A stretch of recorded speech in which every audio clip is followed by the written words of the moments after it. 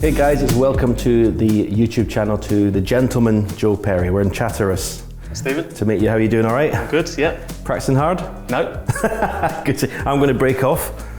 First I'm going to ask you, who gave you the name the gentleman? Well, I believe it was Hazel Irvine. I never had a nickname. Well, there was, like, they tinkered with like the Fen Potter because I live in the Fens and that now, Right. but it never really stuck. And because I'm always polite, as you know, around the venues with everyone, Hazel always said I was Debatable. a gentleman. Debatable. Well, yeah, those who deserve it get it. And, you know, she just said I was always polite and well-mannered. So, gentleman, it stuck. Gentleman it is. Pretty good, if you ask me. So obviously you were in your house. Is this where you practice now? You don't go to a club? Because you used to practice with Neil, right, in Cambridge? Yeah, Cambridge, it's only 20 miles away, but it can take up to an hour. And I decided to have this room built and stuff when we was in COVID, during lockdown. And I got, oh, nice shot. Nice cannon. I thought I was going to cannon the red for the black. Well played. Please nominate a colour. And then I just got used to playing in the house and got used to not having to make that horrible drive every day, and Green. I've sort of stayed here. I still go over and see Neil and have a game with Neil, not as much as I should, but yeah, occasionally. Do you find it easier playing at home or harder? When I played at home, I found it harder because there's too many distractions, isn't there? Or I don't know if you're the same. Yeah, no, when I was like really, a bit younger, a bit more keen, I would always rather be in a club. Yeah. It just felt like work. This is, like you say, it's easy just to have half an hour and then go and make a drink or watch telly for a bit. Yeah, it makes you lazy, having a table at home, I think. Oh, that ran off. Yeah, it would have done, yeah, definitely. Should have told you about that. How is the game at the moment? My game? Yeah. It's not really. I've got no sort of... Have you kind of like, not switched off, but you kind of like thinking you're near the end, or? Yeah, it's... you probably in terms of the work you put in and stuff like that. Yeah, I think that's what it is. I still love the game. I still watch all the tournaments on TV if I don't qualify. Yeah. I like doing the commentary and stuff. It's just the practice. Yeah. I just can't bring myself to practice. I have good intentions, come over, get it all set up, brushed, ironed, half an hour and I'm just bored. So that's exactly. And you can't do that anymore. The game's too hard to get away with that now. I mean, I'm the same. What were you, 20, 30 years of practicing every day, 4, 5, 6 hours a day? Yeah, no, I never skimped on practice. I always felt I was quite a hard worker, 3-4 hours a day minimum, and yeah, I just can't do it anymore. The concentration levels are not there. But did you even feel that way though before? I mean, as recently as 2 years ago or a year and a half, you won the Welsh. Yeah. Were you thinking like that before you won that? I don't really know how that come about, really. I think sometimes in sport you can sort of like have zero expectation. It can work for you. Okay. I'd had a real poor year up till then. Yeah. And I just started advertising to do a bit of coaching. I had people coming in and I was like enjoying it. Right. I wasn't really playing, but I was just coaching and stuff. So even before then you weren't practicing? Yeah, not really. And then it just clicked. Right, just 1 week just clicked, yeah. I had a horrible draw on paper, which probably helped because I was sort of pretty much second favourite in every game I played. Not in my eyes, but for most people. So there was no sort of pressure of like having a bad loss or anything. That probably helped. Right, okay.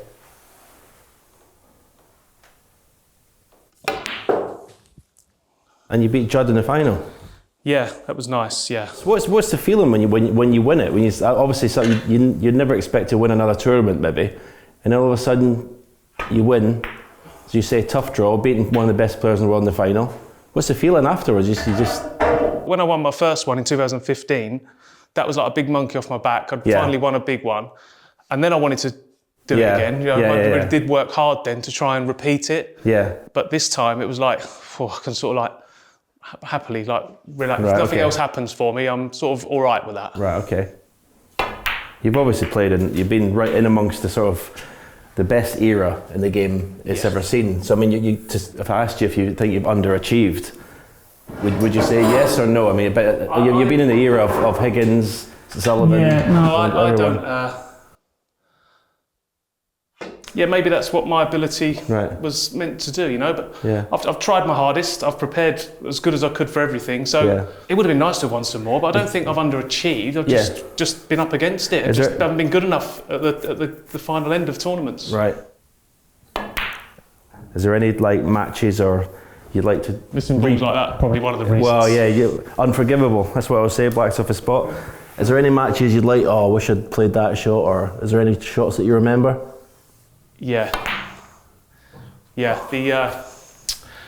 played a shot at 15 all against Ali Carter in the world semi-final. Right.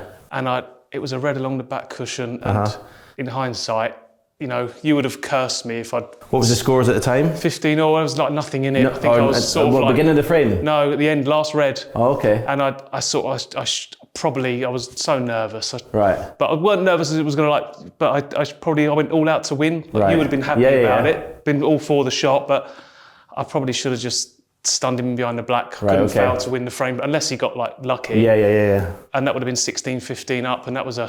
Right. That was a bad one. And there was one other that really sticks on mind. It was probably the best I ever played at the World Championship. I was only in the last 16 against Ronnie, and I'd sort of gone toe-to-toe with him the whole match, played really well. And I was 11-9 up and went into the pack, and I didn't hit the pink four when I went in off. Right. And I never potted another ball. He literally cleared up and then like 3-1 visits. Right. And he won, I'm not saying I would have won it, but he won it that year. And I think I'm right in saying I was the only person that year to win a session against him. Right, okay. I won the second session 5-3 or something. Right. And I was playing like as good as I ever played at the World Championship. Right. But yeah, that's probably, I've missed so many, I can't remember most of them.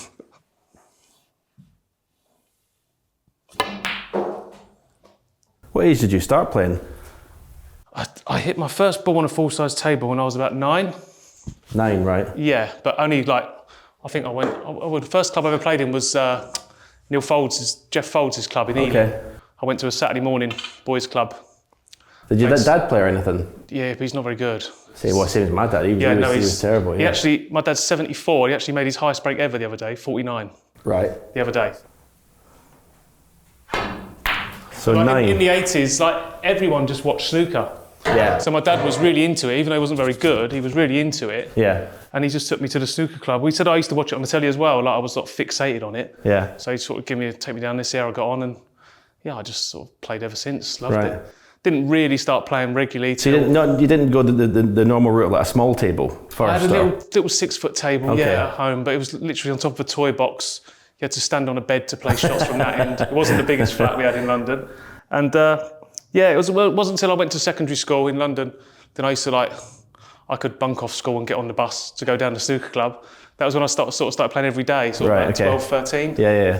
Yeah, so it was quite early. Did you have any coaching? Not proper coaching, no. Like I say, I went to a little Saturday morning club, and there was good players in the club that used to give you tips and things. Yeah. I never ever had a coach. Right, okay. Just people that was better than me used to just help me out. Because it's you've got quite a unique style, haven't you? That right now you're aiming right low in the cue ball. I mean, I know you're playing a screw shot, but you tend to address it all the time low, don't you? Jimmy, quite similar to Jimmy. I think that's probably why, because first match I can ever remember watching was the '84 final with Jimmy and Davis. Okay. And I just liked the way Jimmy done it. I mean, me too, yeah. And then because I had a little table, I'd just try and copy him. And, right. And then your cue action sort of and that just sticks. Stuck. Yeah, right. Yeah. It is. I wish I'd copied Steve Davis's, to be honest.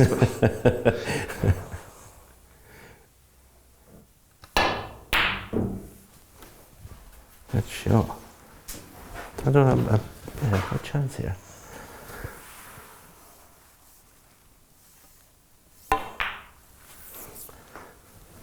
And you're getting into the pundits now, aren't you? Yeah, no, I enjoy that. Yeah, it's good fun. I like the commentary side of it. I was going to say, you've done a bit of studio ITV and stuff. No, I like the studio stuff, but I think you don't really, because TV's such a small window, isn't it? In terms of airtime, you don't really get that much time to sort of talk about the game. You get 30 seconds, a minute maybe if you're lucky. Right. Whereas in the commentary box, you can sort of really watch the whole match unfold and sort of see how their mentality changes through the match and stuff. Have you found it do you find it easy to commentate? Well, I do. Yeah. Whether I don't know how it comes across, obviously I don't know, but I find it quite easy. Yeah. Right, because you're the one, you always take the piss out of me for being you call me a pantomime villain. Yeah, I do. Yeah. So but I suppose you've got every right to be more critical than most because, you know, you've done it at the highest level. I just think I say what I see. Yeah, I know. I just think sometimes you think you forgot how hard it is out there. Well, I think you soon realise because you've got your cue out again now. It's not going quite so well. Well, that's exactly. I mean, I do realise the game used to be easy for me, but now it's not. Yeah. Now it's become, well, when you've got to try hard to pot this red, it's done for the black. Oh, see, absolute butcherage. You never missed one of them in the 90s, did you? Not one. So if you see me play that shot on TV, what would your reaction be? You've got to say that was an absolute terrible shot. I'd like to know what colour he was playing for starters. I was stunning for the black, but as you say, I butchered the pot. Yeah, I know what you mean. I think I do call him out a little bit, but not as much as yourself. I'm more. I'm not saying I know all the shots or all the ones I play are the right shots, but I sort of call people out more for wrong choices rather than missing, because I think you can miss anything. Yeah, of course you can. But I think wrong choices or negative choices it's easier to pick up on them, I think.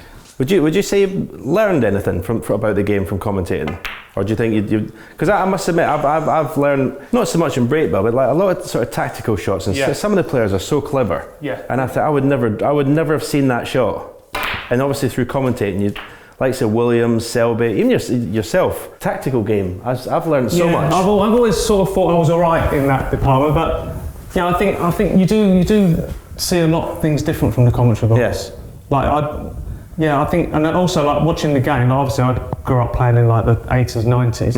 It just seemed, I'm sitting in the commentary box thinking, this is, but they're just so aggressive. Yeah. The shot selections, majority of the time, is so aggressive. Yeah. And I do sort of think, well, I'm not sure I would have played that. I think I might have sort of cherry-picked a bit more than some of the newer pros. But I think some of the pros they've turned full circle and gone back now to cherry-picking. What I've been watching, Ronnie definitely, because I mean he can rely on his cue ball control to do it. You have to have, and Mark Allen again. If you're not got good cue ball control, then just split the pack open as soon as possible. Yeah. I mean, which I believe is still the best way of doing it, getting the reds in the open. But some of the top players are sort of going against that now. Yeah, maybe it's the fear because people, 50 once upon a time, like 50 was a good lead. It's dangerous now to be. Go on, what are you saying? It's dangerous now to be 50 in front. What do you mean? What, back in the 90s? No, there was obviously clearance, but there was only a few players that were capable of doing it. Yeah. It's dangerous now to be 40, 50 in front because players are so good at clearing out. So I have to ask you, obviously, Neil, when he did one of these videos, was really complimentary about you. So obviously when you met Neil, you'd be the first person he come over as World Junior Champion. He come to Cambridge in 2004 as World Junior Champion. He'd been on the tour once and sort of quickly come off. Bad shot. Stop filming. Bad shot. He quickly come off the tour. He was based at Leicester then. Right. And then when he come over again with the other two Aussies, they based himself at Cambridge. Right. So he was World Junior Champion, but he was literally just so raw. You could see he was good. I didn't know he was going to do as well as he's done though. Well, I mean, I remember playing in the first round of the World, and even for me, he was just going for everything. Yeah, he did. Yeah, he was frightening. Yeah. I didn't think he'd have the success he's had, to be honest. Not in the beginning, but he was a real quick learner. It probably helps. How do you like them apples? Well, I've got to be honest, it wasn't actually touching ball, but it was. It definitely was. Jury's out on that one. And now, are you working with him or not? Are you? I'm not like his coach or anything. Right. Neil was sort of like always been on his own. Right. And it's like it's all right all the time you're winning and things are going well. You can just breeze through tournaments, but obviously he's hit a bit of a stumbling block the last sort of 18 months or so. They just need someone just to sort of confide in and every player's got faults, haven't they? Everyone's got weaknesses. Of course they are. They don't always come out, but Neil doesn't like spot his weakness. Neil's weakness is his shot selection when he's under pressure. He goes negative. Okay. Goes within himself. Yeah. I always say I hate to see Neil when his shot time goes up to like 28, 29 seconds. Yeah, he very rarely plays well then. Yeah.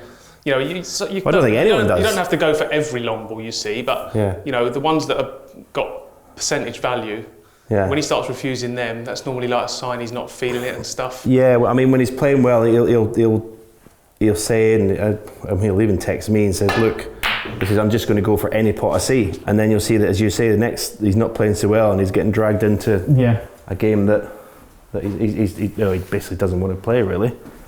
Yeah, and Neil is, like, as good as he is, I don't like to sort of put him down in any way because he's incredible, but he'll never have the cue ball of Ronnie O'Sullivan. So he can't really play that way Ronnie Breakbills and people like Ding and stuff. He just can't do it. He has to play to his strengths, and sometimes he doesn't, and he just gets a little bit involved in himself. Instead of just keeping it simple, like you say, get him open, put all the balls, because he can do that. He can do that as good as anyone.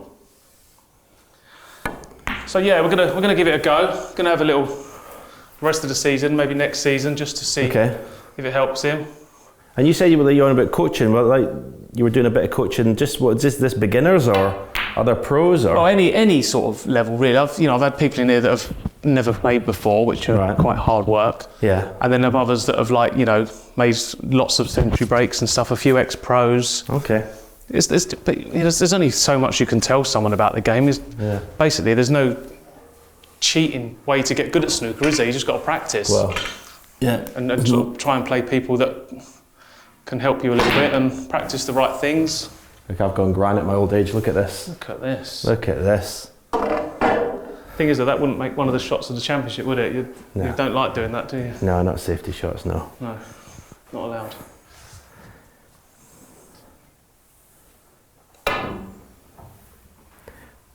What do you think of it? Look at this. Never gets any luck. Look at this. I think you'll find that was a fantastic shot. What do you think of the state of the game just now? Is it good? There's a lot of players, right? There's a lot of grumbling. I mean, don't say anything that's going to incriminate yourself. No. It's good depending on where you're ranked, I think. I think that's probably always been like that to a certain extent. No, if you're at the top of the game, they're doing everything they can to help you stay there, and you can earn good money while you're there. If you're in that sort of middle zone where you're sort of trying to sort of compete, it's tough then. It's because it's like a lion's den in the qualifiers, and your scheduling is really tough. It's just really hard to get out of that. And if you're at the bottom, well, it's just good luck to you. It's just so tough. Yeah. But yeah, there's plenty of tournaments in there. The money's going up, but it's going up, like I say, not for everyone. You've got to climb the rankings to see the benefits. Yeah, I think the qualifiers is where at, because obviously when I do enter a tournament and I have to play in the qualifiers, and it's like you go to these venues and they're pretty soulless. Yeah. I said that to Barry, and he didn't agree. He says, "Oh, you're a dinosaur," but they are. I see players just sitting in players' lounges, waiting to go on, and looking like it's like not. It just doesn't look enjoyable. It's not. Even when I turned pro, playing in qualifying rounds was like it was still a buzz about even qualifying matches. I never used to mind qualifying because I've dipped in and out of the 16 for a few years, and I never minded the qualifiers when there was there was a. Any chance you not being behind the brown at any stage? Played more safety shots here than I played my career. You're in trouble. Yeah, I never minded the qualifiers. The venues might not have been great, but there was like 8 tables going. There was a sense of buzz about the place. But since they've sort of started streaming the qualifying matches, and you've got like a 2-table setup with no one watching, and there's only ever like 3 or 4 people in the players' lounge, like you say, it's so tough, and it's hard.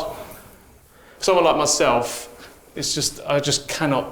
I never ever used to go to a tournament on the day. I used to go the day before, prepare properly. Now I just rock up like an hour before I'm playing. It's a common theme, because it's not anywhere you really want to spend any time. No. I mean, it's generally, obviously, which is, if that's the only place you can do it, that's the only place you can do it, but generally in leisure centres, where you have to walk off the car park through a swimming pool to get, I mean, it doesn't really inspire. No. I mean, not that I was going to win anyway, but listen, it is what it is. But they can't make every tournament incredible. No. They've made an effort with the UK Championship. The qualifiers for the UK Championship and the World Championship are actually quite good now. They've sort of set it up all right, and it feels like you're in a proper event. But all the other stuff, you don't know what tournament you're planning from one week to the next. To be honest, they're all the same. Do you like travelling? Do you like going to China? I used to, yeah. I used to love the travelling, yeah. When one of the few players that never ever complained about it. No? Well, I haven't qualified for none, so I don't know.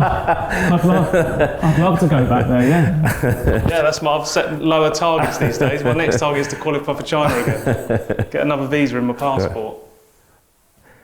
So if you say you're sort of stepping back in terms of practice and stuff, how many years? Are you just going to play until you're not able to? Just keep playing? I have always said I won't enter Q school because my feelings for that is if I get to the stage where I have to go to Q school, I'm not good enough to be on the main tour because I've been on there long enough now. So right. I'm trying to make my way in the game. Yeah. So I will still play, but I think I'll shift over to the seniors and play in that sort of stuff where you don't have to play hours and hours. You can still sort of compete to a certain extent. Yeah. I won't. If I drop off the tour, I'll keep playing. I'll keep trying every time I get my cue out. But I'm not going to drive myself mad to keep my tour card. I'll try my best, but I'm not going to be over here hours and hours trying to make it happen. Well, I mean, I play in the seniors. You've seen how easy it is to beat me in this frame. Yeah. I'm quite looking forward to getting in the seniors. I've seen all of you in the seniors, to be honest. Clean up. Well played, Joe. Cheers. Great frame.